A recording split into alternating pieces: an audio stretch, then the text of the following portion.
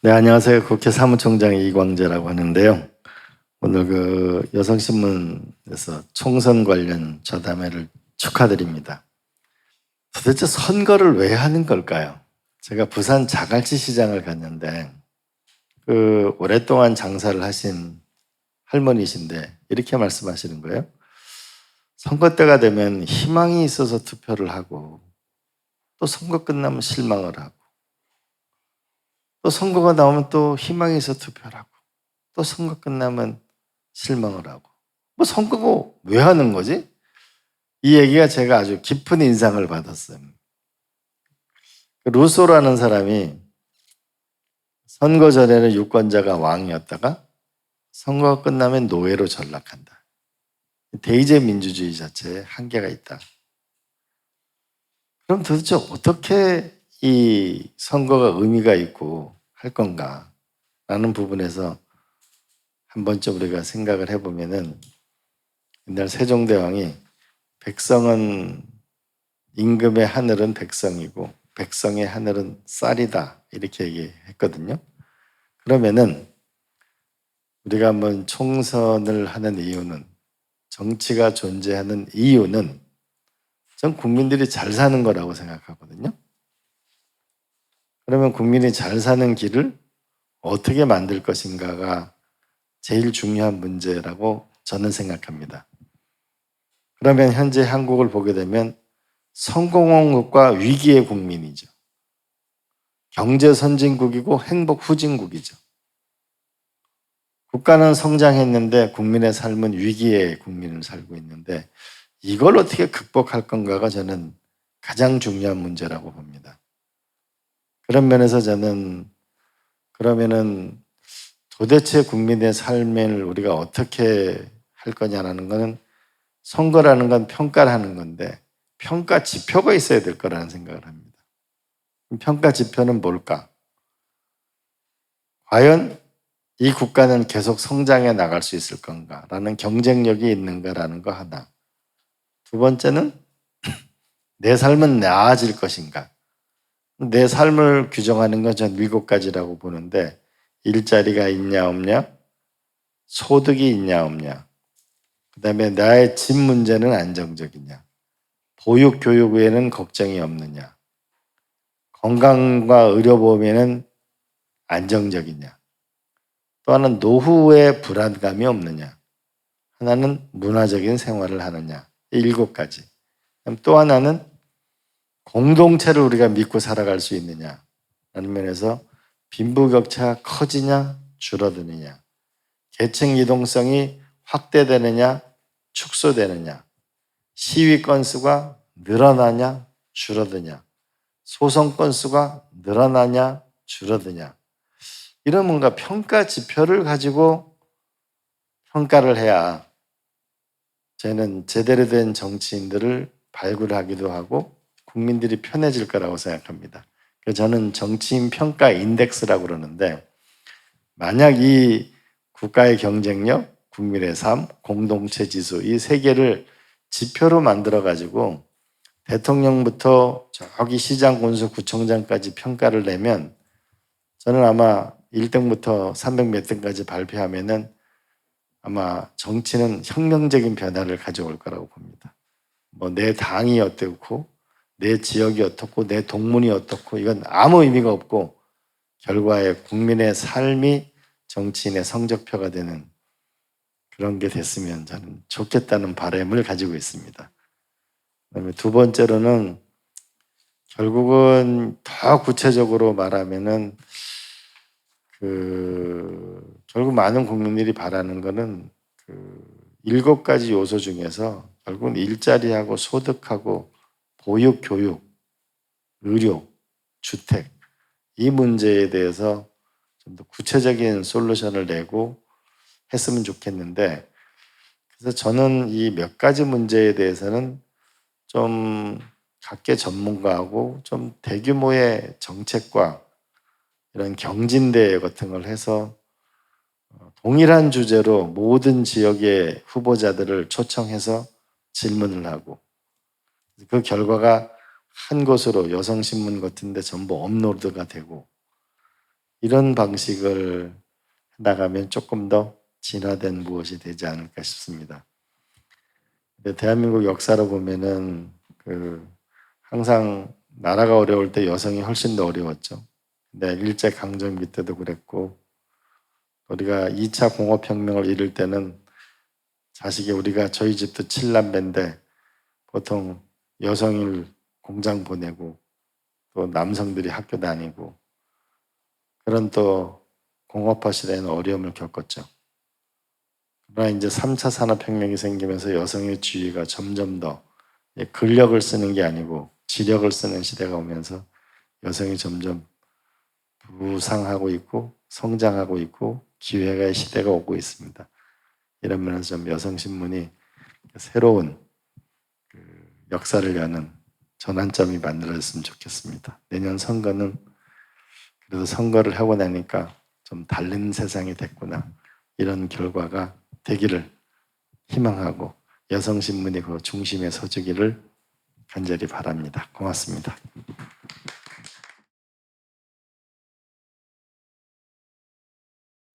젠더 민주주의를 향한 중대 선거라고 아주 의미 있는 주제를 잡았어요. 이 크리티컬 일렉션에 관련돼서 조금 좀 말씀을 좀 드리도록 하겠습니다. 미국의 키라고 하는 교수가 50년대에 정당 재편성이라는 단어를 들고 나왔어요. 그러니까 이제 파티 리얼라이먼트라고 하는 거죠. 어떤 선거가 이루어져서 그 선거를 통해서 조금 전에 우리 이광재 사무총장이 얘기한 것처럼 큰 전화를 이뤄내는 선거, 그것도 단순한 전환이 아니라 엄청난 큰 지각 변동을 가져올 수 있는 선거를 만들어낼 때, 그걸 보통 우리가 크리티컬 일렉션이라고 얘기를 합니다. 미국의 가장 대표적인 크리티컬 일렉션은 1932년도 루즈벨트 민주당 후보하고 당시에 공화당 현직 대통령의 후보가 격돌했었던 선거입니다. 그때는 뭐 대공황을 앞둔 시절이었었는데, 그때 현직을 물리치고 루즈벨트 대통령이 당선이 됐어요.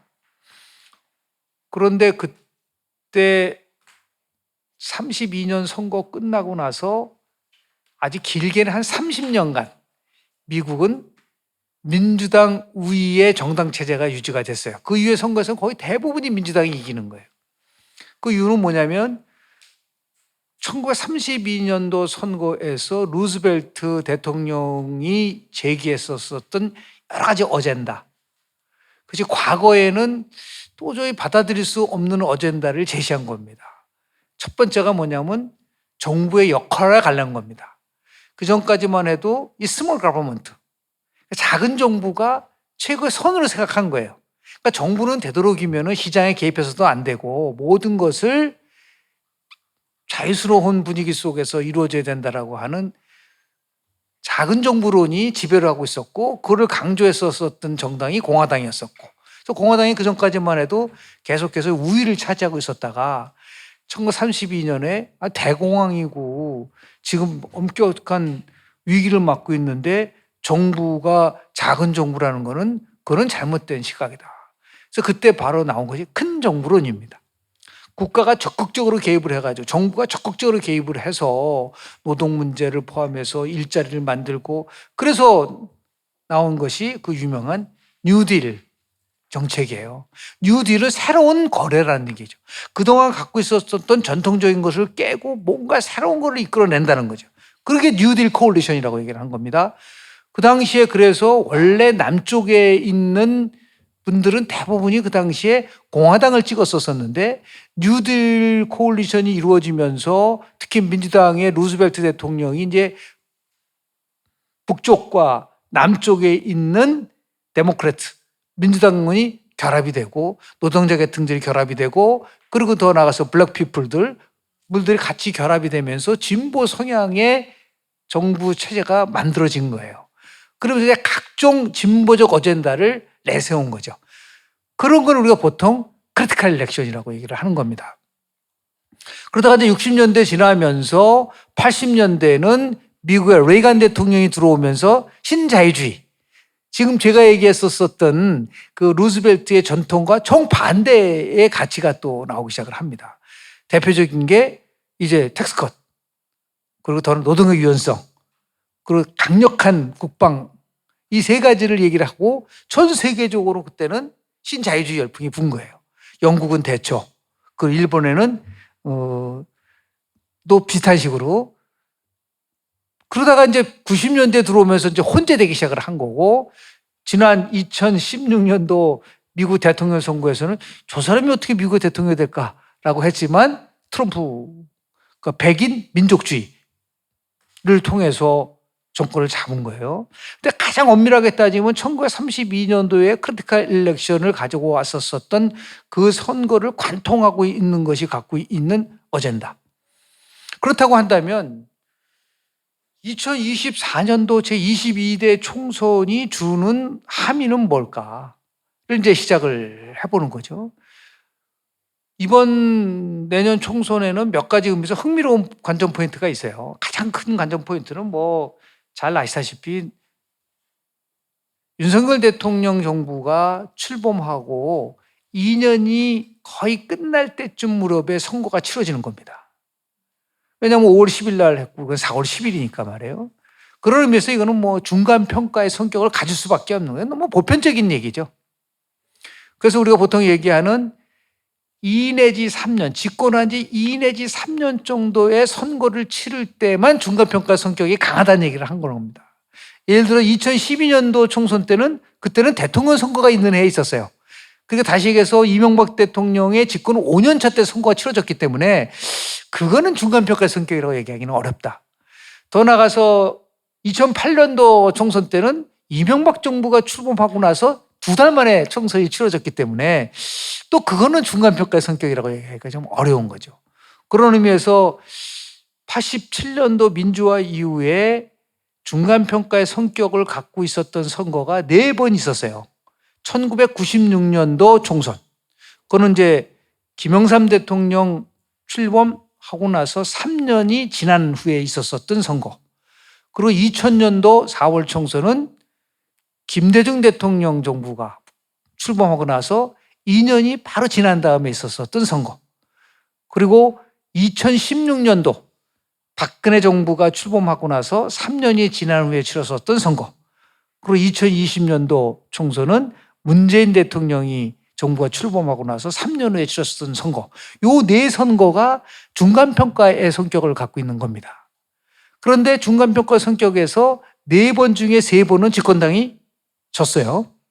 딱 한 번 이긴 겁니다. 그 2020년도 그것도 이것도 그냥 이긴 게 아니라 이제 압승을 했죠.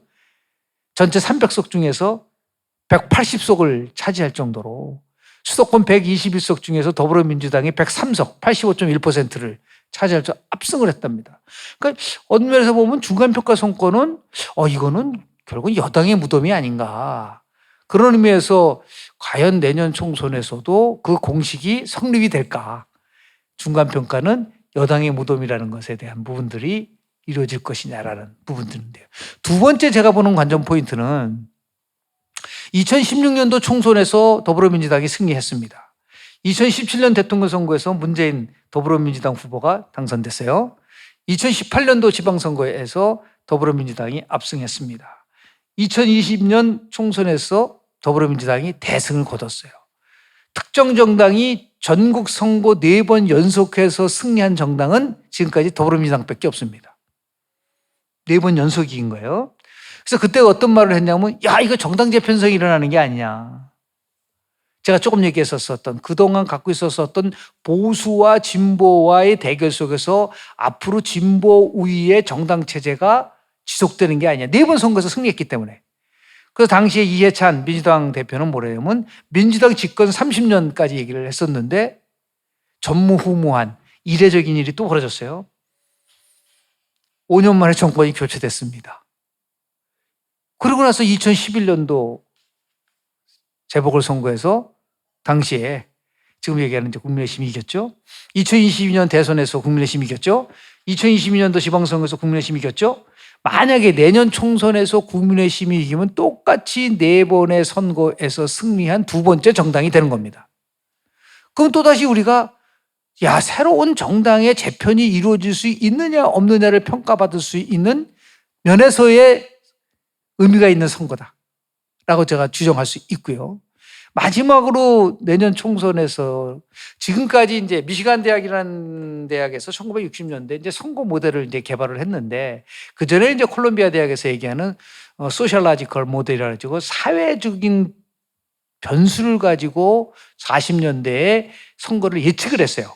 그러니까 지금 얘기하면 이제 젠더가 어떤 영향을 주느냐, 예를 들어서 뭐 우리가 얘기하는 지역이 어떤 영향을 주느냐, 그러니까 사회적 변수만 가지고 얘기를 했는데 60년대에 미시간 대학교에 있는 연구팀들이 이게 political psychology, 정치 심리학적인 변수가 제일 중요하다고 얘기를 하면서 세 가지 변수를 얘기를 했어요. 유권자들이 무엇을 보고 투표를 하느냐. 아까 우리 이제 이광재 총장은 그 평가 지표를 얘기를 하고 있지만 60년대에는 세 가지를 얘기를 했습니다. 제일 첫 번째가 party identification, 정당 일체감. 특정한 정당에서 갖고 있는 오랜 기간 동안에 갖고 있는 당파적 태도를 우리가 이제 파티 아이덴티피케이션이라고 그래요. 예를 들어서 호남에 있는 분들은 어느 정당이 민주당의 뿌리냐를 보고 그냥 찍는 거예요.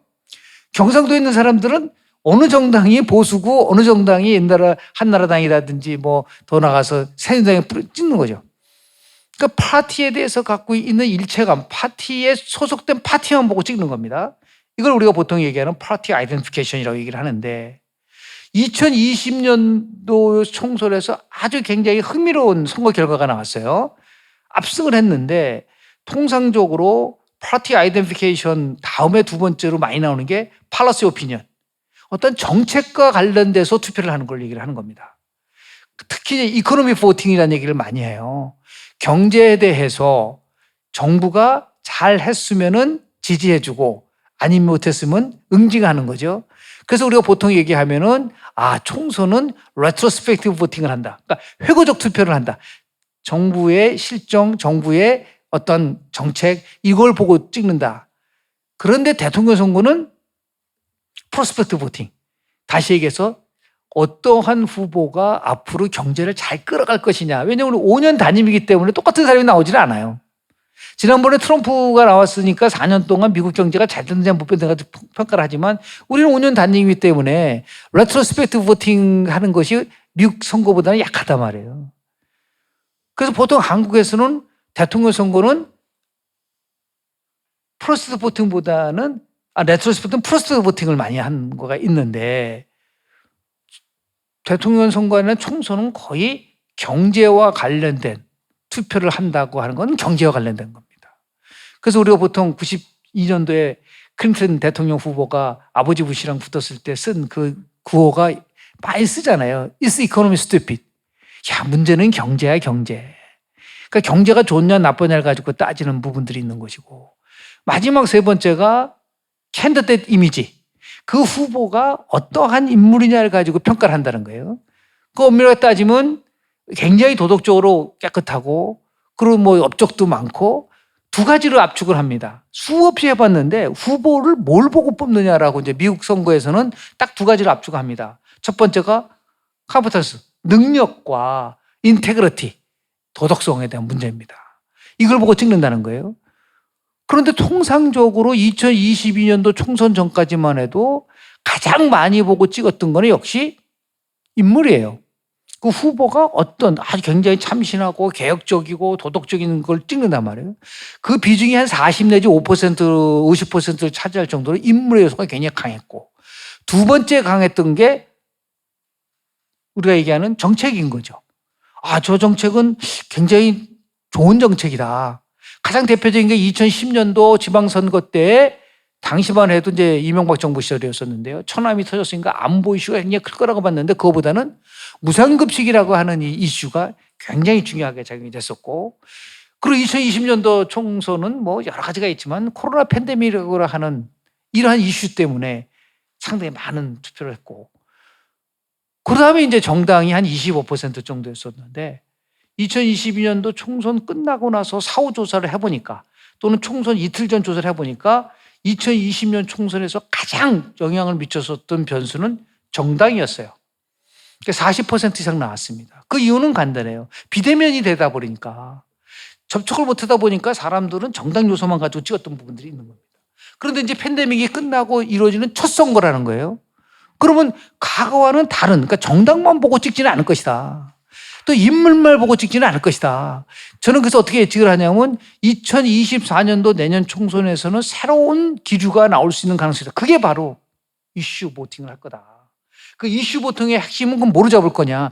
경제 문제도 있고 지금 얘기하는 뭐 이념 논쟁도 있고 등등 있지만 한 번도 해보지 않은 이슈를 가지고 끌고 갈 수 있는 그러한 세력들이 결국은 선거에서 좋은 결과를 가져올 것이다. 제가 조금 전에 1932년도 루즈벨트가 뉴딜 코올리션을 만들었어요. 뉴딜 코올리션이란 말씀, 팔라테스 코올리션. 정치는 연대다 이거예요. 내년도 선거에서 승리하는 세력이 만약에 젠더 코올리션을 이룬 세력은 승리할 거라고 저는 봅니다. 왜 그러냐면 지금 대통령 선거만이 아니라 총선에서 예측을 하려면 그렇게 어려운 건 아니에요. 벌써 4050은 민주당이고 6070은 지금 국민의힘을 찍는 거로 돼 있어요. 2030이라고 하는 이 MZ세대와 중도층과 무당층이 누구를 선택하냐에 결정되는데 특히 2030을 하나로 묶을 수는 없습니다.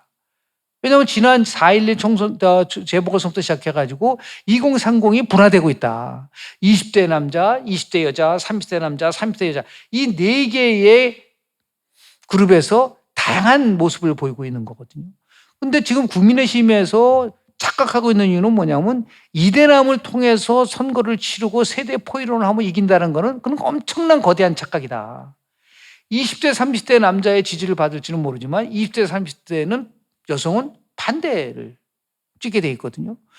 그리고 20대 여성과 20대 남성 또 20, 30대 남성과 30대 여성을 비교를 하면 투표율이 여성이 훨씬 높습니다. 5 내지 8%포인트 높다. 투표율이.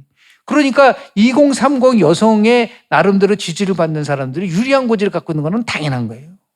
그러면 실질적으로 캐스팅 보트를 쥐고 있고 나름대로 지금 얘기하는 스윙 보트 중에서 움직일 수 있는 힘.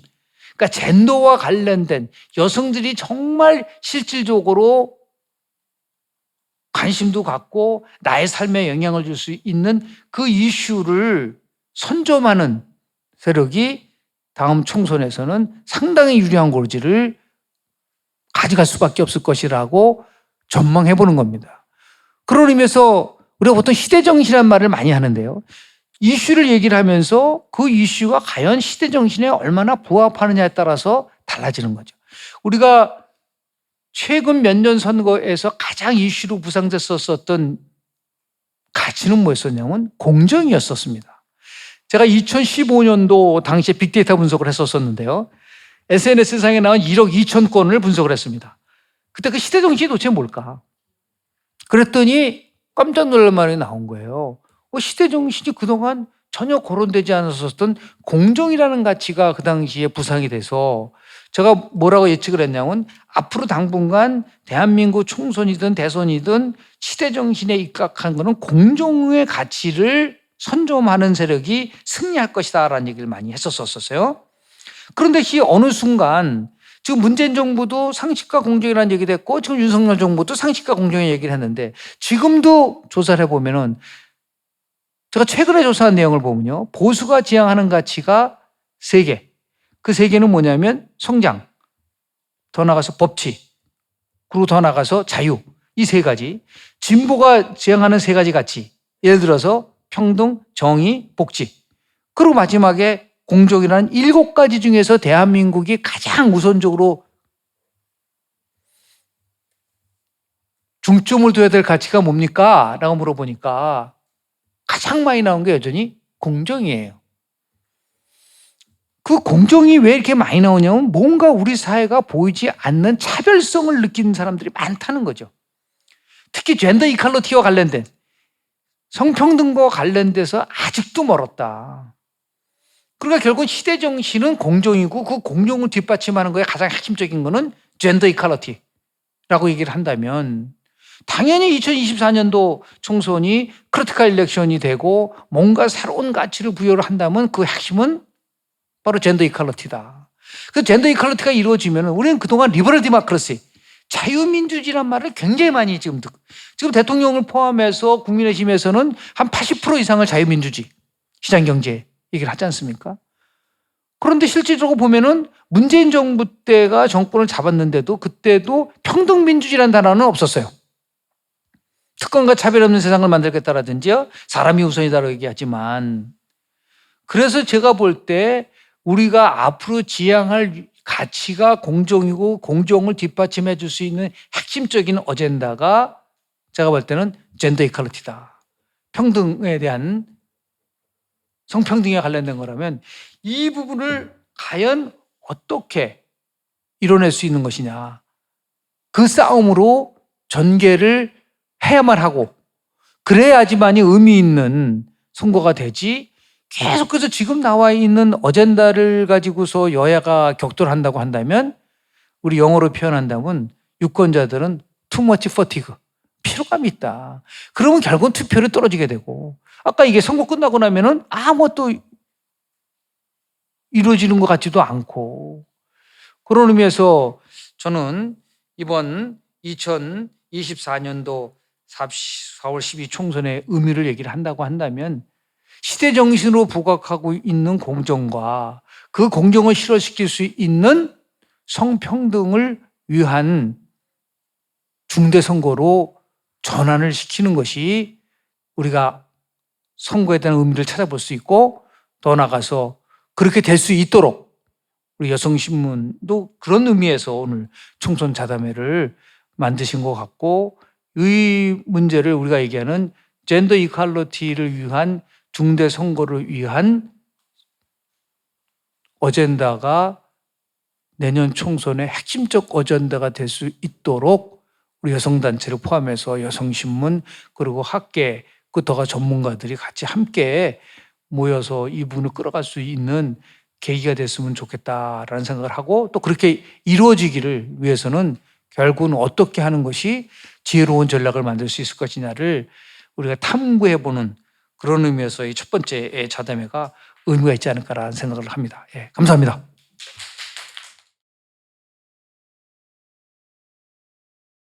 일단 이제 우리 사회의 전반적인 양극화나 경쟁은 계속 가속화가 되고 있죠. 그리고 또 기후위기나 안전의 문제도 심각하게 부각이 되고 있습니다. 그리고 초저출생, 초고령화 등 이제 급변하는 어떤 환경들이 우리를 지금 감싸고 있어서 사회 전체적으로 볼 때는 긴장도가 아주 굉장히 높은 편이라고 볼 수 있습니다. 특히 이제 우리나라 남녀 사이의 긴장도는 우리가 갈등이라고 우리 사회에서는 많이 얘기를 하는데요.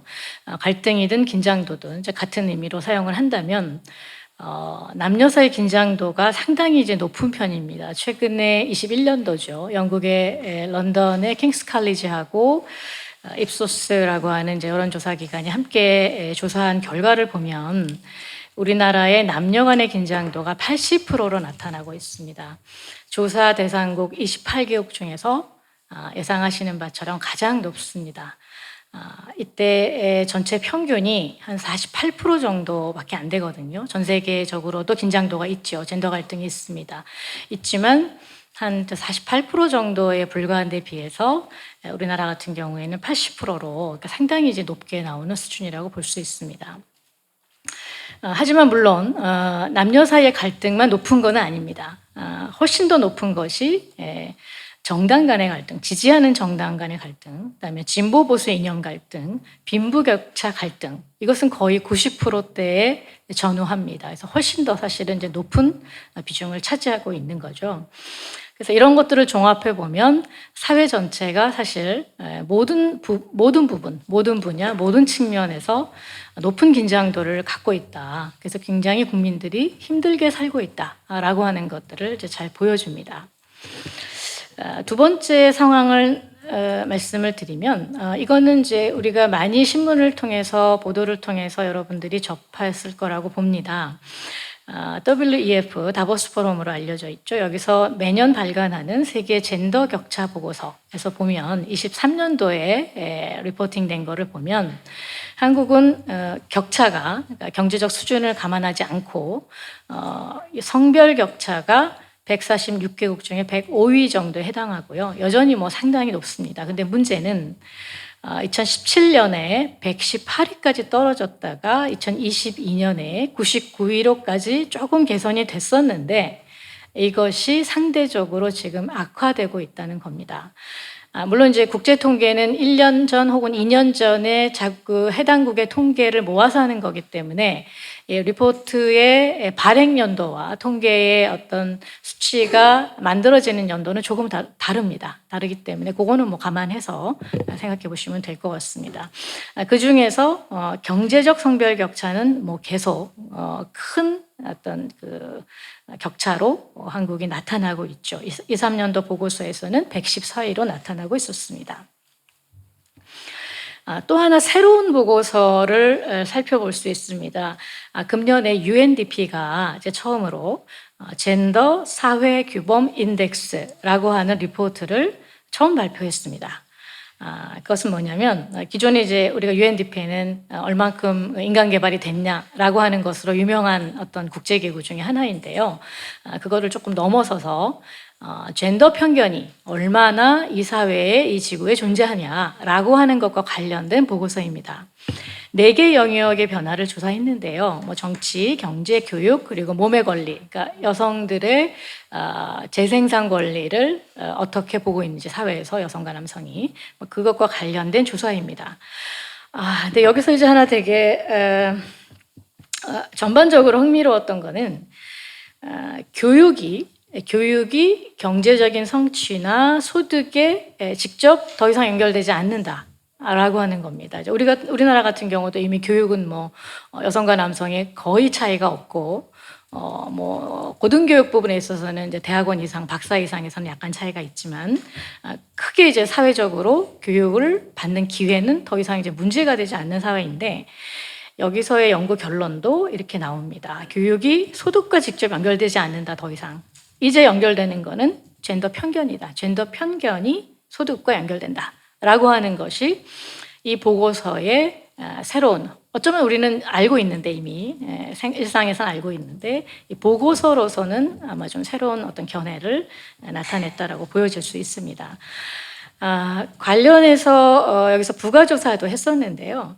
2010년과 2014년을 한 그 기간으로 묶고 이것을 2017년과 2022년을 한 기간으로 묶어서 두 구간 사이에 젠더 편견이 얼만큼 줄었나 늘었나라고 하는 연구조사도 했습니다. 27개국에 제한돼서 했는데요. 문제는 젠더 편견이 없어진 나라도 분명히 몇 나라가 있는데 우리나라 같은 경우에는 젠더 편견이 더 심해졌다라고 하는 것에 속하고 동시에 그것이 세계에서 두 번째로 심해졌다라고 하는 리포트를 하고 있습니다. 그래서 우리가 앞에서 살펴본 여러 가지의 젠더 격차나 성별 긴장도의 문제와 더불어서 이것이 젠더 편견의 문제도 함께 가고 있다라고 하는 것이 잘 좀 드러난다라고 생각을 합니다. 이 상황에서 지금 우리가 어떻게 하면은 다음 총선에서 더 좋은 분들이 국회의원이 돼서 더 좋은 정책으로 국민들을 더 편하게 할 거냐라고 하는 문제에 이제 관심을 갖지 않을 수가 없죠. 여러 가지 중요한 방향이 있겠습니다만 이러한 여러 가지 한국의 상황들을 고려한다면 그리고 한국이 받고 있는 국제적인 평가도 참고를 한다면 저는 크게 중점적으로 살펴봐야 될 방향이 한 3가지 정도라고 생각을 합니다. 하나는 남녀 모두 기본권이 중요하지만 남성들하고 조금 차이가 나는 혹은 남성에 없는 기본권이 있습니다.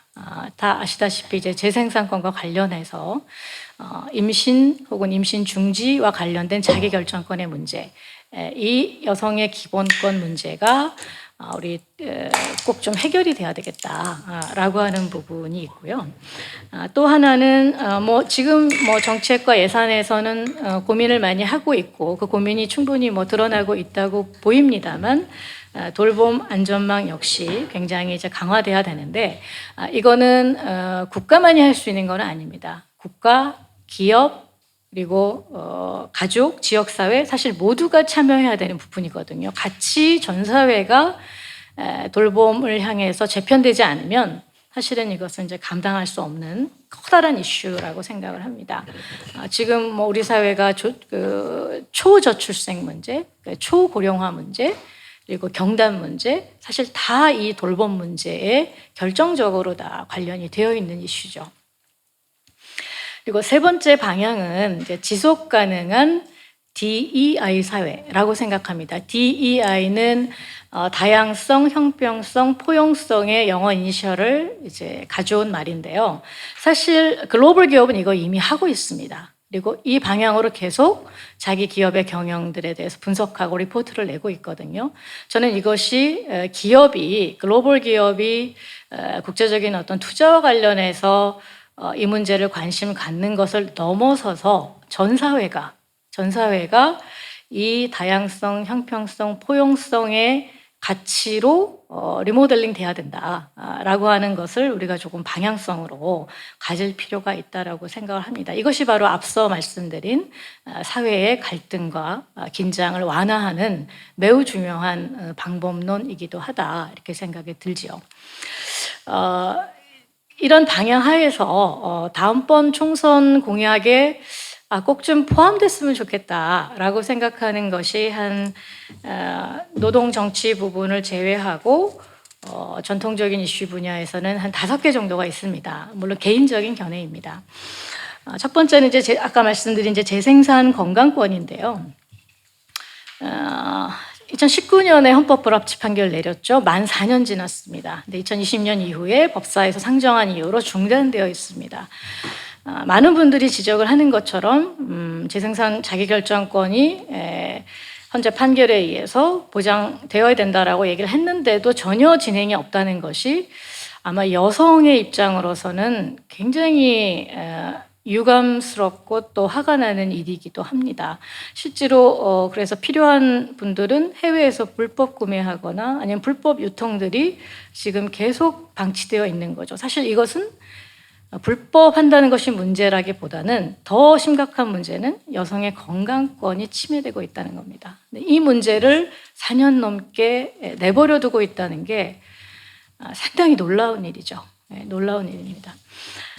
그리고 두 번째로 젠더 폭력으로부터의 안정권 문제가 있습니다. 그러니까 이것도 상당히 이제 지금이 이제 21대니까 20대 국회 후반기부터 지적된 문제이자 아젠다이기도 한데요.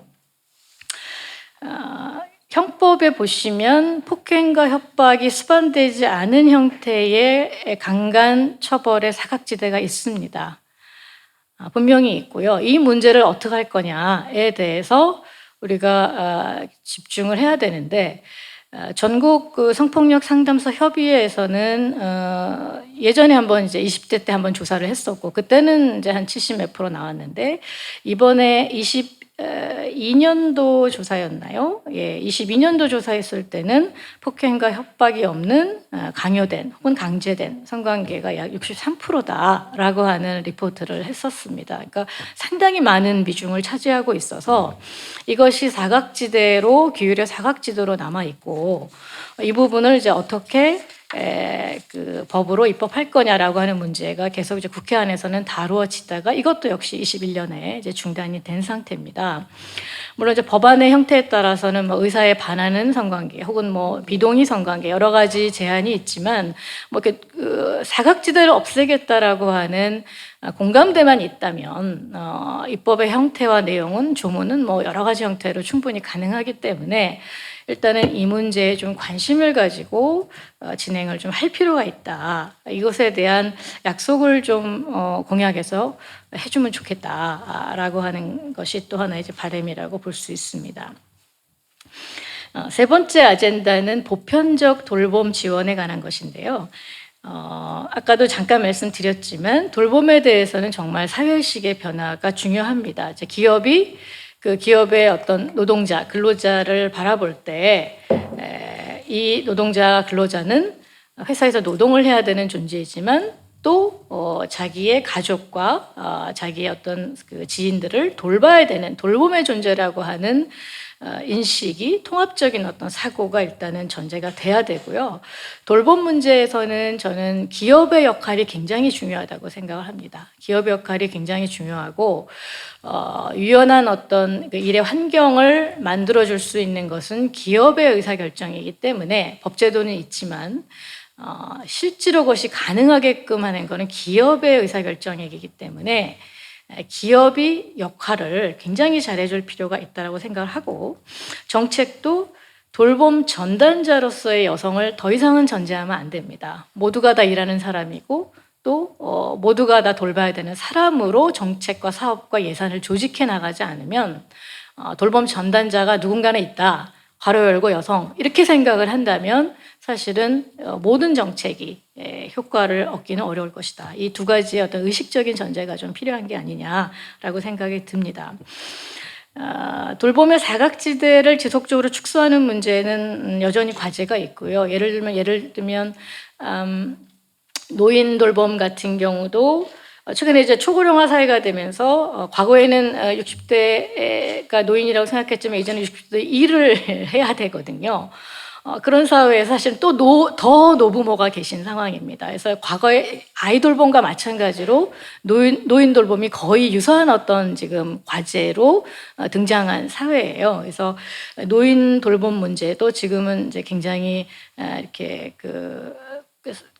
뭐라 그럴까요? 장기 요양보험 아니면은 저소득 계층의 노인 돌봄 지원 이렇게 조금 이제 되어 있는데 이거를 아이 돌봄과 같은 어떤 수준으로 좀 더 확장할 필요가 있다라는 생각이 들고요. 물론 이제 가장 큰 고민은 돌봄의 질이죠. 아무리 돌봄의 기관이 있고 돌봄해줄 사람이 있어도 그 질이 마음에 안 들면 맡길 수 없습니다. 맡길 수 없기 때문에 돌봄의 질을 위해서 돌봄자의 처우 개선과 교육이라고 하는 거는 훨씬 더 강화될 필요가 있다.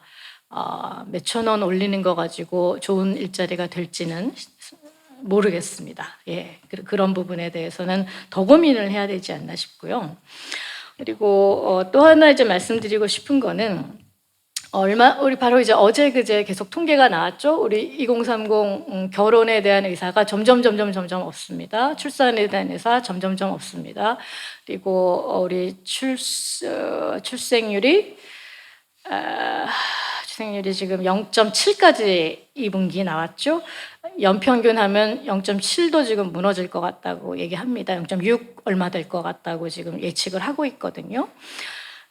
그런 상황에서 사실은 이 혼인혈연 입양과 관련된 가족만을 국가가 상정을 하고 지원하고 제도화하는 것에 대해서는 뭐 굉장히 오래전부터 문제는 있어 왔습니다. 지기는 뭐 20년 전부터 있어 왔죠. 근데 더 이상 사실 그 부분은 한계에 부딪혔다라고 생각을 합니다. 그래서 아마 이제 어제 정부 예산안에서 발표된 거를 보면 그 신생아 특공, 아동 중심적인 지원으로 방향을 바꾸는데 신생아 특공이라고 하는 특별 공급 주거 공공 분야 공급하는 정책을 제안을 해서 혼인과 상관없이 아이가 있으면 그 지원 어떤 기회를 주는 어떤 하나의 블럭이 조금 낮아진 그런 어떤 그 변화를 보이고 있거든요. 그래서 비록 그거는 이제 주거 정책에 해당되는 부분이었지만 그런 식의 현실적인 접근이 정책적으로는 필요하다라고 하는 생각이 들고요.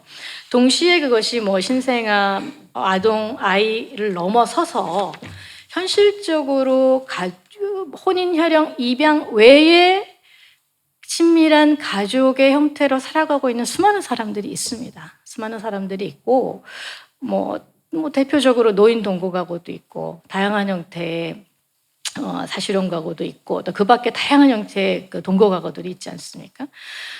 이분들에 대해서 돌봄자를 지정을 하고 등록하는 제도 마련은 저는 꼭 필요하다라고 생각이 듭니다. 왜냐하면 생계, 의료, 돌봄, 장래 다 문제가 생기고 있거든요. 이거는 기본권에 해당되는 문제입니다. 때문에 부양 보호 관계를 지정을 해서 이런 어떤 그 가족의 기능을 사실은 할 수 있게끔 해주는 것이 굉장히 중요하다. 이미 우리 사회가 그것을 현실적으로 요구하고 있는데 지금 이게 안 되는 것은 사실 기본권의 문제를 좀 야기하고 있는 거다라고 좀 제기를 하고 싶습니다. 네 번째 아젠다는 기업의 조직 문화와 그 기업의 조직의 어떤 운영 방식이 아까 말씀드린 DEI 방식으로 좀 전폭적으로 전환을 할 필요가 있는데요. 이게 현재는 이제 글로벌 기업 정도에서만 조금 되고 나머지 대부분의 기업에서는 뭐 아직도 잘 안 되고는 있습니다. 그래서 이 부분이 재정 투입만으로는 문제가 절대 해결은 안 됩니다. 재정 투입을 점점점 많이 하는 것은 뭐 바람직한 방향이기도 합니다. 필요한 부분에 많이 하는 건 바람직한 방향인데 뭐 돌봄이나 아동에 대해서요. 근데 조직 문화가 바뀌지 않고서는 사실은 효과를 보기가 어렵거든요. 이게 양쪽의 축이 같이 가줘야 되는 부분이 있습니다. 그래서 이 전환의 지원 부분이 좀 전향적으로 기업을 중심으로 일어날 필요가 있고요. 특히 사실 이것이 우리의 경력 단절 문제와 밀접한 관련이 있습니다. 작년에 2022년도의 보고서를 보면 과학기술 분야에 여성의 경력 단절이 5년차에서 14년차 중견이죠. 중간 리더 그룹이 형성이 되어지는 단계인데 경단이 여성 경단이 남성의 3배입니다. 그 다음에 15년차 이상의 경우에 여성 경단이 남성 경단의 4배입니다. 과학기술 분야의 여성 리더가 나오기 굉장히 힘든 구조라고 하는 거죠. 이것이 다 경단과 관련이 있는 거거든요. 그래서 이 문제에 대해서 그 돌봄에 대한 재정 지원도 중요하지만 사실 기업 조직 문화를 확실히 좀 잡아주지 않으면 효과 보기 어렵다라고 하는 것들에 대한 제안을 드리고 그러기 위해서는 최근에 이제 기업 DEI 지수 개발 노력도 이제 일군에서 있어요. 그래서 이거를 민간 단체에 맡겨두지 말고 조금 더 정부가 앞서 나서서 했으면 좋겠다. 지금 뭐 ESG 퍼뜨리는 것만 해도 뭐 나름대로 애를 쓰셨다고 생각은 하지만 조금 더 S와 G 부분에서의 구체화된 어떤 정책 으로서의 DEI 부분을 조금 고민을 더 정책적으로 해야 된다 이런 말씀을 드립니다. 그리고 뭐 중소중견기업의 일생활 균형 지원 정책은 여러 가지 아이템이 있습니다. 그 아이템이 있지만 이것이 얼마나 보편화되는가가 사실은 이제 중요하겠죠. 그래서 그 부분에 대해서는 계속 신경을 써야 될 거라고 봅니다. 그리고 마지막으로 성평등 정책 추진 기반 강화 문제인데요. 사실 이제 부처가 흔들리면 정책이 잘 될 리가 없습니다. 부처가 흔들리면 정책이 잘 되지 않습니다.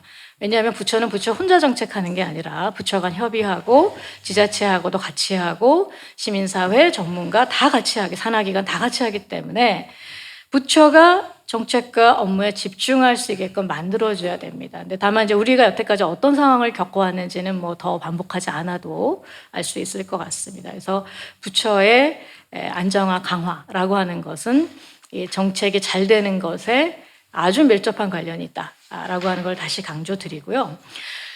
지금 이제 8개 부처청에 양성평등 담당관실이 운영이 되고 있는데 지금 이제 평가 단계에 들어갔습니다. 계속 존치할 거냐, 유지할 거냐, 뭐 아니면 별로 성과가 없으면 그냥 없앨 거냐, 뭐 이런 것에 대한 어떤 평가를 이제 받는 중입니다.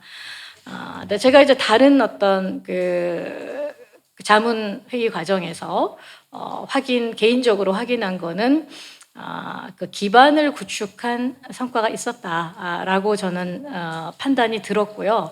굉장히 좋은 사례들이 혹은 담당관실을 만들었을 때 생각하지 못했던 굉장히 좋은 어떤 유형들이 나타난 것을 보고 이것이 생각 이상으로 굉장히 긍정적이다 이런 판단이 조금 들은 부분이 있습니다. 이건 물론 이제 개인적인 견해고요. 그래서 이 부분에 대해서도 우리가 좀 이제 객관적으로 판단을 해보고 좀 확대 추진하면 어떨까 이런 생각이 들었습니다. 일단 오늘 좌담의 취지를 보니 이제 여성신문 총선 기획단에서 이번 선거를 젠더 민주주의를 향한 터닝 포인트가 될 중대 선거로 본다고 이제 소개를 하고 있었습니다. 뭐 여성 정치, 뭐 젠더 정치 분야에서 활동해온 입장에서 이 터닝 포인트들은 사실 내년 총선만이 아니라 이미 2018년 미투 운동이 한창 일어나고 있던 지방 선거에서 이미 시작했다고 저는 생각을 하고 있습니다. 이후에 2020년 총선, 2021년 4.7 재보궐선거, 그리고 2022년 대통령 선거와 지방선거, 그 많은 선거들을 거쳤고, 그때마다 이제 젠더, 성평등 의제는 아주 중요한 의제였고, 터닝포인트의 성격을 저는 이미 가졌다라고 생각을 하는데요. 그럼에도 저희가 다 알고 있듯이 그 많은 5번의 선거를 치르면서 정치권의 성평등, 젠더, 페미니즘 지우기는 오히려 날이 갈수록 심화되었다라고 평가를 하고 싶습니다. 그래서 이전 선거들이 어땠는지는 다 아시겠지만 한번 다시 복기를 좀 해보도록 할게요. 2018년 지방선거 같은 경우에는 아까 말씀드린 것처럼 이제 미투 운동의 어떤 한 가운데서 치러졌던 선거였습니다. 그러나 그 당시에 이제 안희정 충남도지사의 어떤 성폭력 사건이 이제 밝혀졌음에도 이제 그 당시 지방선거에서 민주당은 이제 17개 광역 자치단체장에 모두 남성을 공천하는 등 이제 여성과 관련된 성평등과 관련된 어떤 것들을 전혀 액션을 취하지 않았고요. 2020년에 치러졌던 총선까지 그때까지 어떤 흐름들을 보면 이제 2016년 강남역 여성 살해 사건, 그리고 문단을 비롯한 땡땡개 내 성폭력 사건, 이러한 일들, 그리고 불법 촬영 관련한 시위들도 이제 있으면서 여성들이 일상에서 성차별과 성폭력 문제를 의식하고 본인의 피해 경험을 용기 내어 말하기 시작했던 아주 활발히 온오프라인을 가리지 않고 활발히 하던 때였습니다. 그래서 여성들은 이 개인의 경험에서 그치지 않고 이제 다양한 종류의 사회 참여를 통해서 정치적 의사를 표출하기 시작했는데요. 전통적 의미의 사회 참여로서 이제 단체에 후원하거나 시위 집회에 참여하는 것뿐만 아니라 온라인 공간에서 이제 해시태그를 통해서 이제 공유를 하는 것, 그리고 당시 이제 청와대 청원 등을 통해서 이제 온라인 청원들이 굉장히 활발하게 일어나기도 했습니다. 제가 발제문에 넣은 것과 같이 그 여성정책연구원에서 청와대 국민청원 게시판을 이제 분석한 결과 이제 20만 명 이상의 동의를 얻은 청원의 40%가 젠더 이슈였고, 이 젠더 이슈의 이제 세부 주제로는 이제 여성폭력 안전, 돌봄, 일생활 균형, 여성 건강, 성재생산 같은 이슈들이 있었음을 이제 보여줍니다. 그리고 청와대 그 국민청원 말고도 국회 청원 10만 명을 돌파했던 1호 법안이 텔레그램 성착취 사건에 대한 해결 촉구였습니다. 그렇기 때문에 이제 여성들은 보다 분명하게 정치권의 성차별과 성폭력 문제를 해결해 줄 것을 이제 어느 때보다 분명히 요구를 하였습니다만, 정치권의 반응은 좀 미적지근했죠. 미적지근한 것을 넘어서 오히려 이것에 응답하지 않고 좀 무시하는 처사들을 보이기도 했습니다. 그래서 여성들은 더 이상 이제 죽는 남성의 손에 여성의 삶을 맡겨두지 않겠다고, 오히려 직접 여성의 문제를 해결하겠다면서 페미니스트 정치를 내걸고 이제 총선에 출마하는 이제 여성 청년 정치인들도 있었는데요.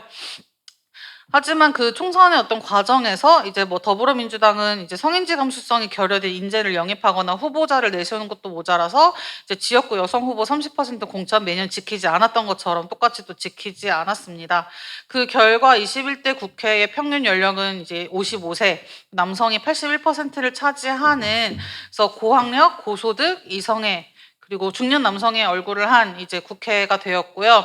아시다시피 이제 낙태죄 헌법 불합치 판결 이후에 어떤 대안 입법도, 강간죄 구성 요건에 대한 개정도, 차별금지법도 제정하지 않으면서 여성 페미니스트 시민들의 요구를 계속해서 외면하고 있습니다. 그렇게 출범한 이제 21대 국회 이후에 이제 부산시장과 서울시장의 위력 성폭력 사건이 이제 좀 드러났는데요.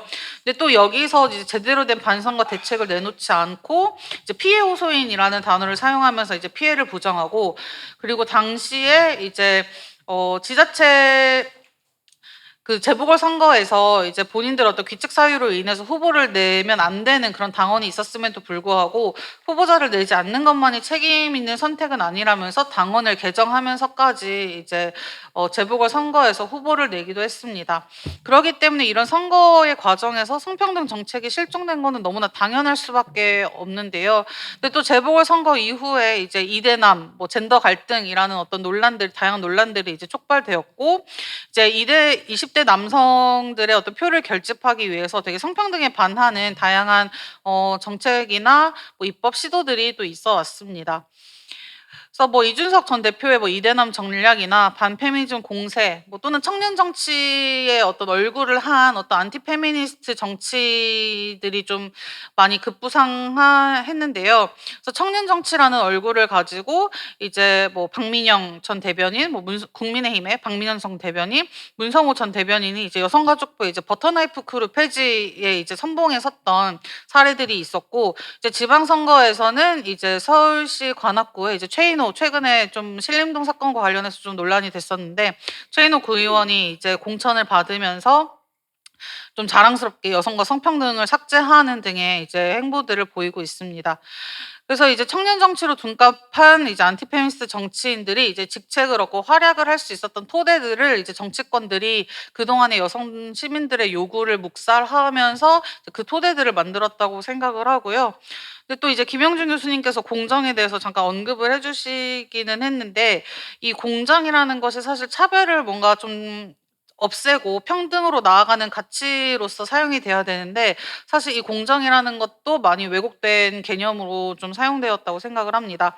그래서 이후에 이제 대통령 선거에서 이제 윤석열 대통령이 후보 시절에 공정한 양성평등이라는 공약으로 여성가족부 폐지와 함께 성폭력 특별법의 무고죄 조항 신설을 이야기를 하기도 했는데요. 그러니까 여성들에게 공정이라는 거는 차별받지 않고 본인의 능력을 있는 그대로 인정받거나 안전한 일상을 영위할 수 있는 기본권에 대한 문제였다면, 남성들에게는 뭔가 자신이 원래 가져야 했던 또 권력이나 기득권을 이제 박탈당하는 경험으로 해석하고 정치권들이 이것을 좀 담론들을 흐리고 있는 것이 아닌가라는 생각을 합니다.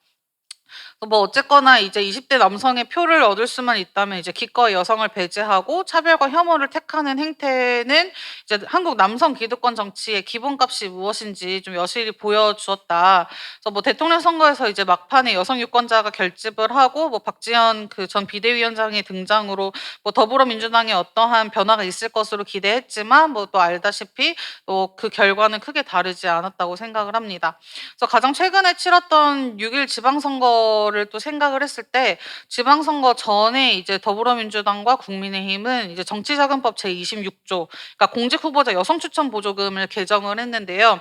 그러니까 여성 당시 그 국가혁명 배당금당, 그러니까 소위 허경영당이 이제 총선에서의 그 여성 추천 보조금을 다 독식한 것에 대한 어떤 문제를 제기를 하면서 이것을 좀 개정을 한 것인데, 사실 허경영당이라는 그 국가혁명 배당금당에 대한 어떤 문제를 제기하기 전에 사실상 본인들이 먼저 알아서 여성 후보 공천 30%를 이행을 하고 했으면 이런 문제가 없었을 텐데, 그러니까 결국에는 거대 양당이 여성 후보는 공천하지 않은 여성 후보 공천 안 할래, 근데 보조금은 받아갈래라는 어떤 심보를 보인 어떤 계약이라고 생각을 합니다. 그래서 결국에는 후보자가 적은 것만이 적기도 했습니다만, 이제 정당의 공천 과정에서 성평등이 공천 기준으로도 제대로 작동하지 않았던, 그래서 당시 이제 지자체장 성폭력 사건에 있어서 이제 2차 가해를 했던 어떤 주요 후보자들이 이제 공천을 받는 것들뿐만 아니라 성추행 전력으로 문제가 있었던 후보가 다시 한번 선거에 출마를 하는 등의 이제 여러 가지 문제들이 있었습니다. 그래서 지금까지 말씀드린 거는 이제 정치에서 가장 큰 어떤 중요한 사건이라고 여겨지는 선거가 한 2018년부터 5차례가 있었고, 그때마다 젠더, 성평등이 아주 중요한 의제였습니다만, 매번 남성 기득권 정치가 이를 외면하고 무시해 왔다라는 것을 이제 제가 그냥 간략한 이제 복기로 이제 설명을 드린 것이고요. 그래서 이제 남성 중심 가부장적 정치 문화와 환경에서 여성이 과소대표되고 남성이 과대대표될 수밖에 없고, 그래서 남성 독점 이 지배 정치에서 젠더 이슈는 되게 부차적인 것, 사소한 것으로 취급이 되거나 아예 관심을 두지 않는, 그러기 때문에 이제 젠더 관점이 반영된 입법이 이루어지지 않아 또다시 여성들의 삶은 또 취약한 어떤 위치에 계속 머무르게 되는 이런 악순환이 계속 반복되고 있는데, 이 고리를 끊기 위해서는 결국은 여성 대표성 확대가 중요하다라는 것을 저희가 계속해서 말하고 있습니다.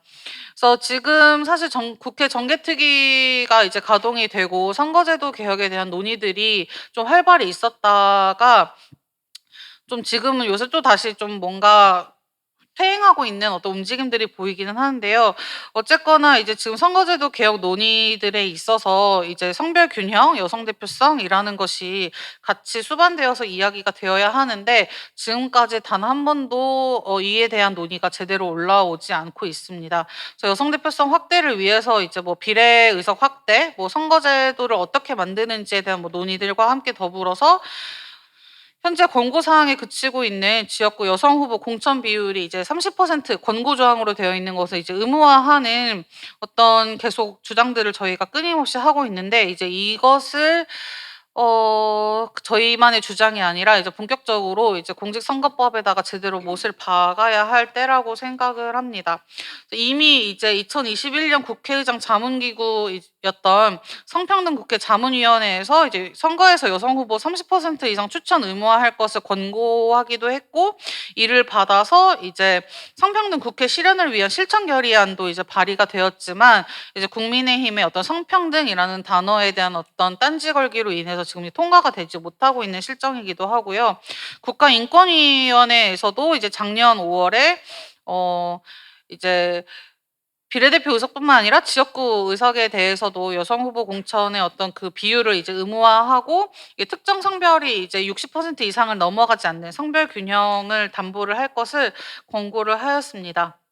하지만 말씀드린 것처럼 지금의 선거제도 개혁 논의에서 이런 것들은 전혀 다뤄지지 않고 있고요.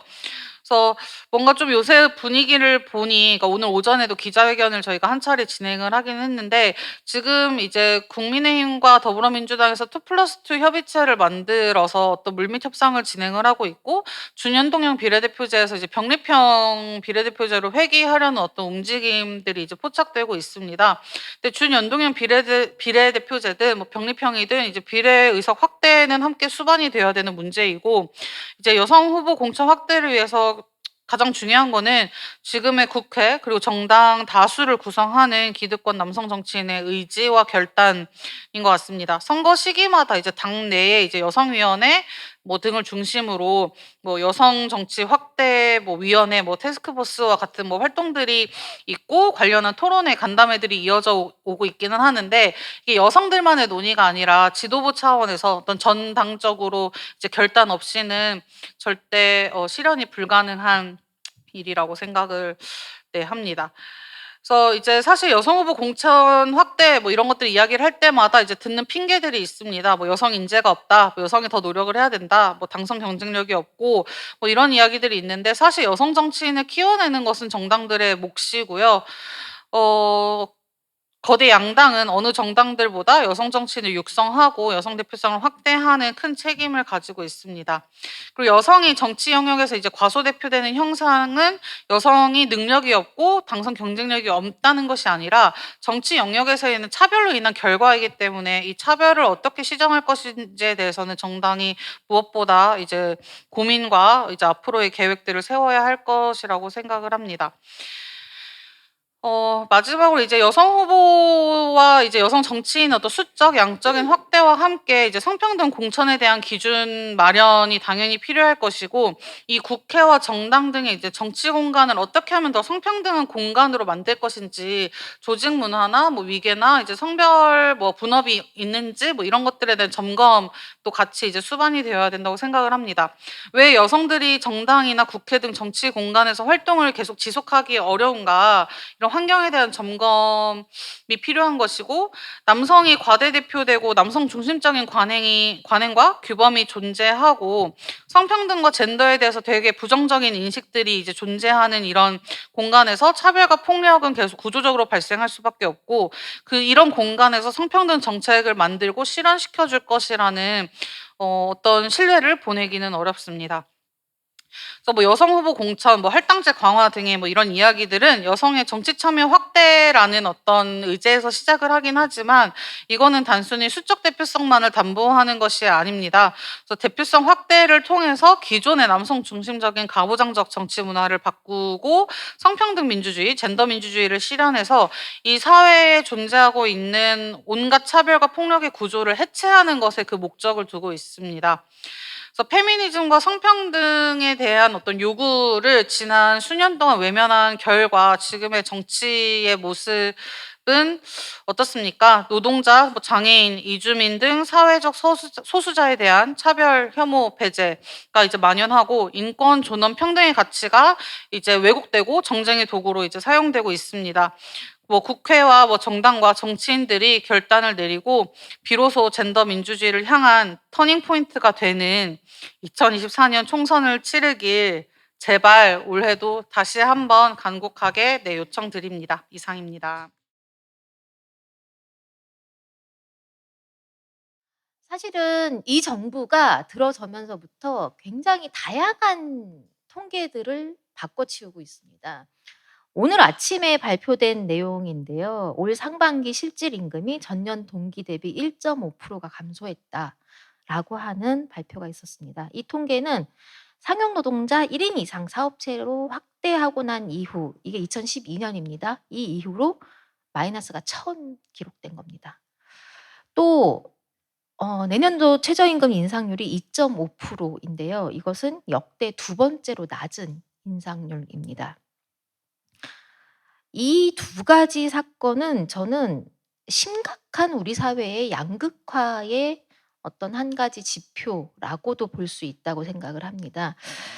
아까 교수님께서 이제 내년도 총선의 주요 아젠다는 이제 공정과 성평등이 되어야 된다라고 말씀하셨는데요. 굉장히 중요한 말씀입니다. 저는 이제 그 공정 안에 분배라고 하는 문제가 분명하게 제기되어야 된다라고 생각을 합니다. 지금 사회의 어떤 양극화 정도는 너무나 심각한데 지금 정부가 펼치고 있는 부자 감세와 이 세수 감소의 문제가 너무나 심각하게 전 사회적인 영향을 미치고 있습니다. 쉽게 그냥 정부는 지금 R&D 예산을 감축해서 그 세수 부족분을 메우려고 하고 있는데 이것은 대한민국의 기초과학을 완전히 망가뜨리는 일이라고밖에 볼 수가 없습니다. 여기에서 또 피해를 받는 이들은 노동자들입니다. 특히 그 안에서 여성 노동자인데요. 여성 노동자들의 현실은 지금 몹시도 어렵고 힘든 상황입니다. 전체 노동자가 힘들면 그중에서 여성 노동자는 더욱더 힘들어지기 때문인데요. 저는 그래서 오늘 제가 내년도 총선의 과제로 말씀드린 세 가지 큰 카테고리로는 첫 번째로는 성별 임금 격차 해소, 두 번째는 노동자의 돌봄권 보장, 그리고 세 번째로는 안전한 일터라고 하는 내용으로 말씀을 드리고 싶습니다. 여성들은 항상 이제 계급화된 노동시장 안에서 여성이라고 하는 이유로 항상 이제 바닥에 위치당하는 구조 속에 놓여져 있었습니다. 하지만 이 정부는 구조적 성차별은 없다라고 하는 선언으로 이것을 다 지우고 인정하지 않고 있습니다. 그렇게 되면 결국 여성 노동자들이 평등하게 일할 수 있는 부분에 대한 고민은 전혀 하지 않게 되는데요. 또 뜻밖의 이 정부가 굉장히 특이하게 이 성평등 공시제에 대한 공약이 있었습니다. 굉장히 의외였었죠. 근데 이거를 성별 근로 공시제라고 성별 이름 뭐였지? 네. 아무튼 성별 근로 공시제라고 하는 이름으로 이거를 추진을 하겠다라고 얘기를 했는데요. 이 내용은 사실 내용적으로 봤을 때는 굉장히 여성 노동자들에게 필요한 정책입니다. 그러나 핵심이 빠져 있습니다. 그 핵심이 무엇냐라고 한다면 이제 모든 정책은 그 공시로만 끝내게 돼서는 향후의 개선이 전혀 이루어질 수 없습니다. 이후에 개선을 위한 기업 스스로의 노력, 그리고 이것에 대한 평가, 그리고 이 평가를 통한 상벌, 이 모든 것들이 이루어져야지만이 성별 임금 격차가 개선될 수가 있는데 지금 정부는 이 제도에 대해서 심지어 기업 자율로 추진을 하겠다라고 말을 하고 있습니다. 이거는 솔직히 말씀드리면은 그냥 하든지 말든지 알아서 해라라고 하는 얘기나 똑같은 정책이라는 생각이 들고요. 그렇게 됐을 때 이 제도 자체가 유명무실해질 수밖에 없다라고 하는 우려를 저희는 심각하게 하고 있습니다. 이 제도는 정확하게 성평등 공시제라고 하는 이름으로 별도의 입법으로의 입법 절차가 필요하다라고 하는 말씀 드리고 싶습니다.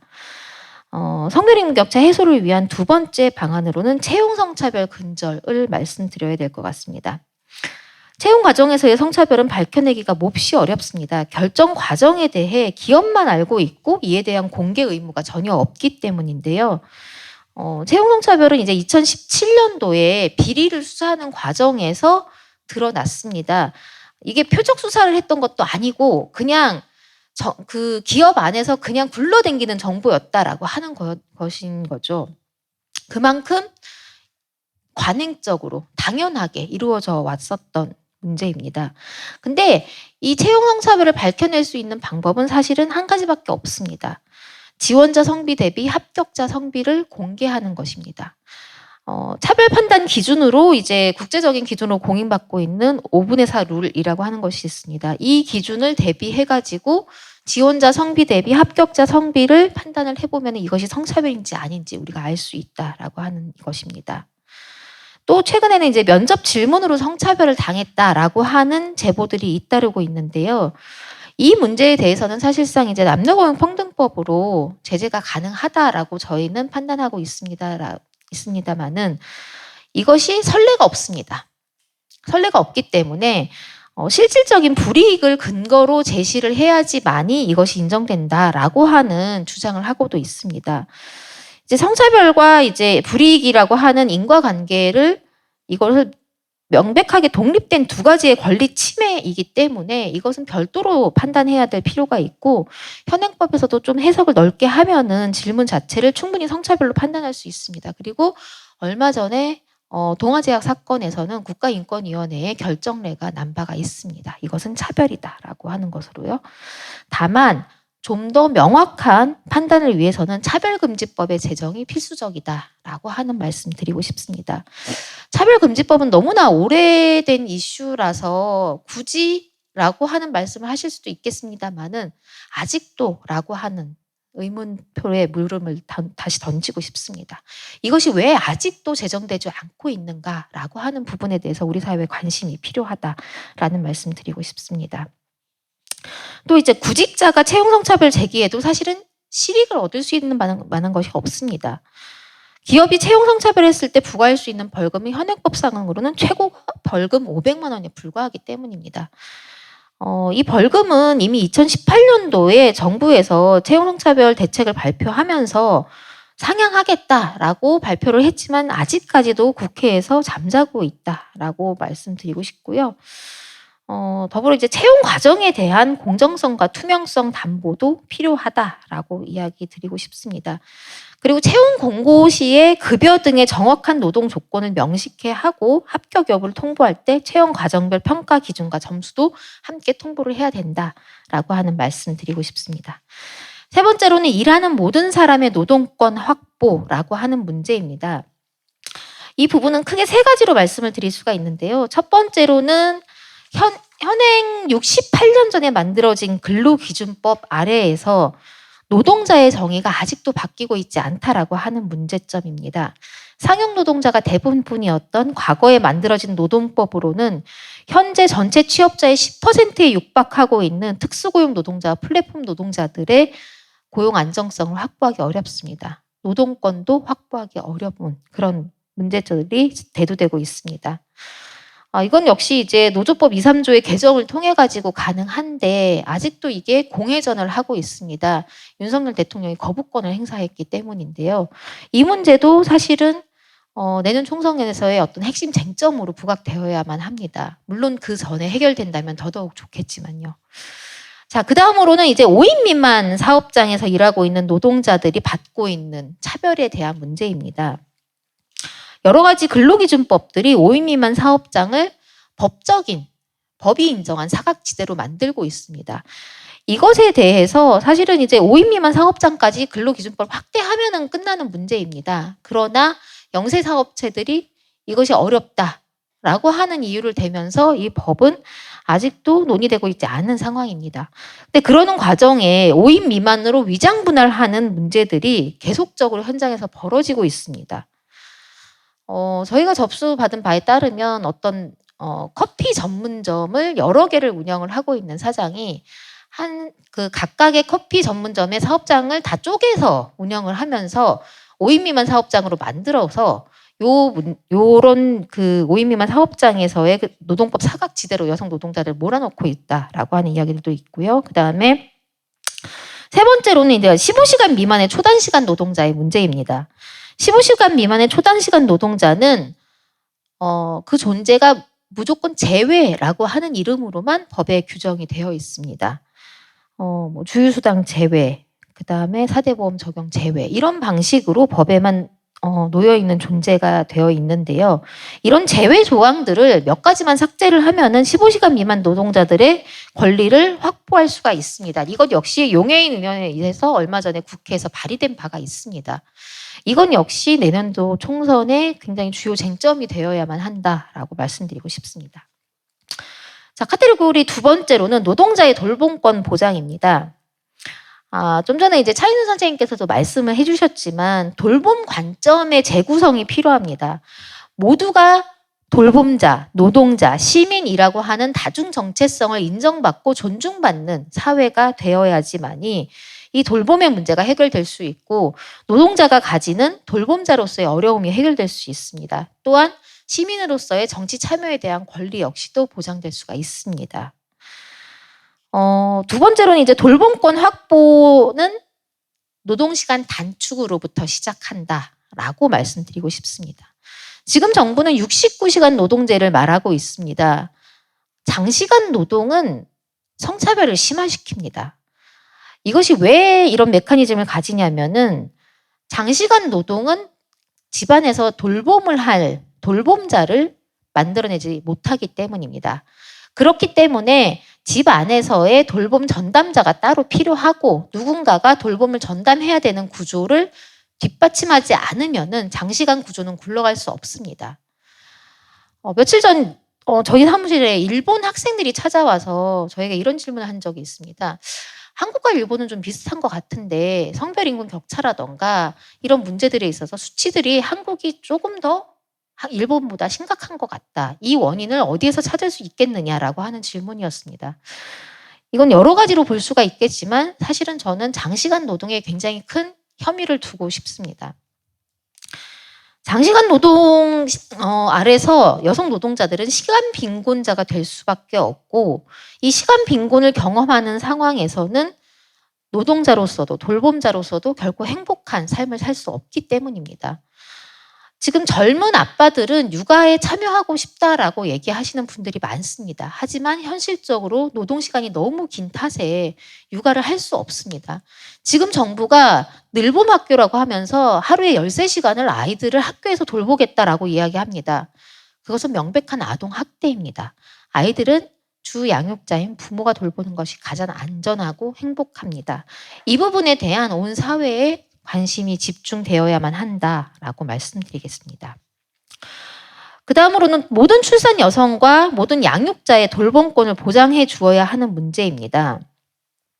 2021년 출생아 수는 26만 600명이고요. 전체 출산 전후 휴가 사용자 수는 7만 1,330명입니다. 이것을 비율로 따지면은 전체 출산한 사람들 중에서 출산 전후 휴가 사용자가 27.3%에 불과합니다.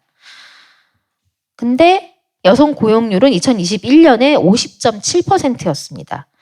이 50.7%와 27.3% 사이의 간극이 너무 크다라고 저는 말씀드리겠습니다. 모든 고용되어 있는 여성들이 출산 전후 휴가를 사용할 수가 없다라고 하는 문제인데요. 이는 자격을 충족할 수 있는 이들이 많지 않다라고 하는 문제입니다. 현행 출산 전후 휴가 급여 지급 조건은 고용보험 가입을 전제로 하고 사업주가 고용을 지속해야만 하는데 노동자로서 인정받지 못하는 노동자들, 사대보험에 가입되어 있지 않은 이들, 고용보험에 가입 전제 조건을 넘지 못하는 이들은 원천적으로 출산 전후 휴가의 급여의 지급 대상에서 제외되는 문제들이 있습니다. 이런 문제를 해결하기 위해서 임금 상실 없이 휴식을 보장받을 수 있도록 출산 전후 휴가는 모든 출산 여성들에게 주어져야 된다라고 말씀드리고 싶습니다. 그럼 비용을 어떻게 할 거냐라고 하는 질문에 대해서는 저는 지금 고용보험에서만 이거를 책임지고 있는 것이 불완전하다라고 말씀드리고 싶습니다. 다른 보험을 만들든가 아니면 정부 재원을 투입하는 방식으로 이 문제를 풀어가야 되지 않느냐라고 제안드리고 싶고, 육아휴직 역시 마찬가지이다라고 하는 말씀 드리고 싶습니다. 그다음에 돌봄 공공성 강화 부분에서는 차인수 선생님께서 여러 가지 말씀을 해주셨기 때문에 저는 한 가지만 말씀드리고자 합니다. 현재 서울시와 고용노동부가 이주가사 노동자 도입 시범 사업을 추진 중에 있습니다. 이들의 논리는 뭐냐면은 이제 저출생의 문제를 해소하기 위해서는 맞벌이 부부의 양육의 부담을 덜어줄 필요가 있다라고 하는 이유를 대고 있습니다. 하지만 이거는 어불성설이라고 저는 생각을 합니다. 왜냐면은 이들이 사례로 모범 모델로 제시했던 것이 홍콩과 싱가포르의 사례인데, 홍콩과 싱가포르는 이미 전 세계가 알고 있는 저출산 국가입니다. 심지어 홍콩은 세계 1위의 저출산 국가인데 이것이 전혀 도움이 되지 않는다라고 하는 것을 모두 알고 있음에도 불구하고 굉장히 어거지를 쓰면서 지금 이 정책을 너무나 급격한 속도로 밀실에서 추진하고 있다라고 하는 문제를 말씀드리고 싶습니다. 그러면서 또 한편으로는 서울시 사회서비스원에서 일하고 있는 노동자들이 일은 조금 하고 월급은 많이 받아간다라고 하면서 거의 사회서비스원을 폐쇄하려고 하는 움직임을 보이고 있습니다. 돌봄의 공공성을 흔들고 돌봄을 개별 가정에서 알아서 하는 시스템을 구축하려고 한다라고 하는 의심을 떨칠 수 없는 부분입니다. 돌봄은 공공성이 강화되어야 하고 돌봄을 위해서 전 세계의 여성들의 돌봄의 책임 부담을 연쇄적으로 일으켜서는 안 됩니다. 부자인 여성이 가난한 여성에게, 가난한 여성이 제3국의 빈국 여성들에게 돌봄을 떠넘기는 체제는 결국에 가서는 파국을 맞는 시스템밖에 되지 않는다라고 하는 것을 우리는 기억을 해야만 합니다. 세 번째로 안전한 일터인데요. 사실 이제 안전한 일터라고 생각을 할 때 사람들이 어떤 면에서의 안전을 얘기하느냐라고 생각을 하실 텐데, 저는 물리적, 문화적, 심정적 모든 분야에서의 안전이라고 하는 개념으로 일터의 안전을 바라보아야 한다라고 말씀드리고 싶습니다. 지금 작업장의 환경이나 산업 안전의 수준을 말할 때는요, 사실 이제 기준을 얘기해야만 합니다. 근데 그 모든 기준에 노동자 평균이라고 하는 것은 사실상 남성 노동자의 평균입니다. 화학물질의 허용 기준, 작업장의 높이, 실내 적정 온도, 작업 도구의 크기와 무게 모든 것이 남성을 기준으로 만들어져 있습니다. 해서 그러니까 굉장히 쉬운 사례를 말씀을 드리면은요, 사무실에 앉아 있을 때 대부분의 여성들은 춥다라고 얘기합니다. 근데 남성들은 괜찮은데라고 말을 합니다. 그것은 작업장의 온도가 남성을 기준으로 맞춰져 있기 때문이고요. 의자 하나만 보아도 의자가 제 목 높이에 맞는 의자가 단 한 개도 없었다라고 하는 사실은 우리 사회가 얼마나 여성 노동자들의 작업 환경에 대해서 관심을 갖고 있지 않는가라고 하는 얘기를 할 수밖에 없습니다. 저는 이제 노동자들이라고 하는 기준들 안에는 여성 노동자가 분명히 들어가야만 하고, 그러기 위해서 너무나 뒤처져 있는 여성들의 어떤 산업 안전의 기준을 향상시키기 위해서, 그래도 기준이라도 만들기 위해서는 노동부 안에 전담 기구가 만들어져야 된다라고 저는 주장하고 싶습니다. 또한 이제 남성 산재 신청사 대비 여성 산재 신청사가 몹시 낮습니다. 2021년 기준으로 보면은 남성은 10만 6천 명, 여성은 3만 5천 명이 산재를 신청했는데, 그 중에서도 승인율을 보면 남성이 75%, 여성이 25%의 비율로 확인이 됩니다. 이 원인은 여러 가지로 찾을 수 있는데, 사실상 산재에 대한 접근성이 너무 낮다라고 하는 문제를 저는 첫 번째로 들고 싶습니다. 지금처럼 노동자가 의학적 인과관계까지 다 입증하도록 하게 되는 현실에서 노동자들이 산재 신청의 접근성을 낮추는 원인이 될 수밖에 없고, 이런 책임의 입증은 사용자 혹은 공단으로 전환하는 제도 개선이 필요하다라고 말씀드리고 싶습니다. 자, 마지막으로 제가 말씀드리고 싶은 것은 최근에도 벌어졌었죠. 게임업계 페미니즘 사상 검증에 대한 피해 대책 수립입니다. 이 사건이 계속적으로 벌어지고 있고, 이 노동자들은 마녀 사냥을 당하고 있다라고 봐도 무방합니다. 내 생계가 걸린 직장에서 누군가 다른 사람이 네가 페미니즘에 대해서 관심이 있었고 이것에 대해 목소리를 냈어. 너는 그것만으로도 사라져야 해. 라고 한다는 것이 대한민국 2023년에 벌어지고 있는 일이라고 하면은 너무나 소름 끼친다라고 하는 말씀밖에 드릴 수가 없습니다. 많은 여성 노동자들이 게임 업계에서 일하고 있는 여성 노동자들이 사상 검증을 당했다라고 하는 응답을 했고 이 것을 무엇으로 이제 규제를 할 거냐라고 하는 부분에 있어서는 사실상 정부가 단호하게 대처를 하는 방법이 가장 좋다고 저는 생각을 합니다. 하지만 정부는 이에 대한 대책을 세우고 있지 않고 그리고 법적으로 이것을 문제화했을 때 어려운 지점은 뭐냐면은 이것이 이들을 해고해라 라고 주장한 사람들이 사업장 내에 있지 않다라고 하는 문제가 있습니다. 이럴 경우에 법적으로 이들 제재할 수 있는 방법은 사실은 차별금지법이라고 하는 것이 가장 확실한데 아직도 차별금지법이 제정되어 있지 않다라고 하는 문제를 말씀을 드리면서 저는 이만 마치도록 하겠습니다. 감사합니다.